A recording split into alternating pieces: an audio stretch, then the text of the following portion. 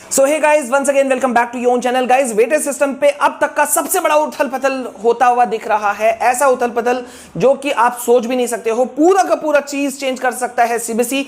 ऐसा चीज मैं आपको अपडेट देने वाला हूं जो कि आपको मेरे पीछे दिख भी रहा होगा। गाइस, अभी तक हम लोग वेटेज सिस्टम के बारे में क्या सोच रहे थे कि सीबीएसई या तो इन तीन में से किसी एक चीज को ऑप्ट कर सकता है, जैसे कि वो 50-50 के साथ में या तो जा सकता है, या जैसा सीबीएसई ने सोचा था या कहा था कि 30-70 भी उनके एक बकेट लिस्ट के अंदर में है, और बेस्ट ऑफ आइदर टर्म्स तो बच्चे मांग कर ही रहे थे।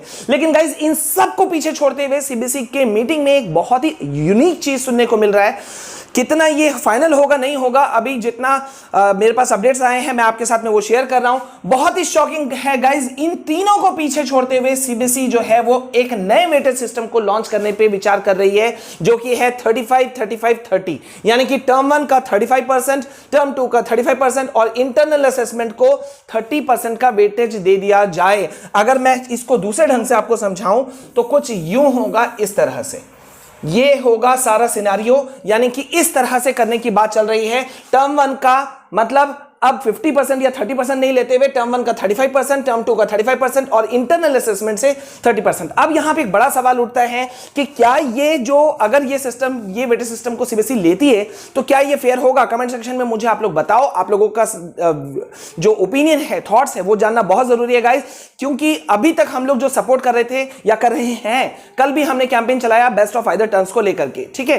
तो अब ये एक नया चीज अगर सीबीएसई इसके बारे में विचार कर रही है तब तो बड़ा शॉकिंग है, क्योंकि मैं अभी भी इस बात पे मैं अडिग हूं कि भाई ये बहुत शॉकिंग है। टर्म 1 जो था, ये इसमें बहुत अनफेयर मींस का यूज हुआ, बहुत गड़बड़ हुआ।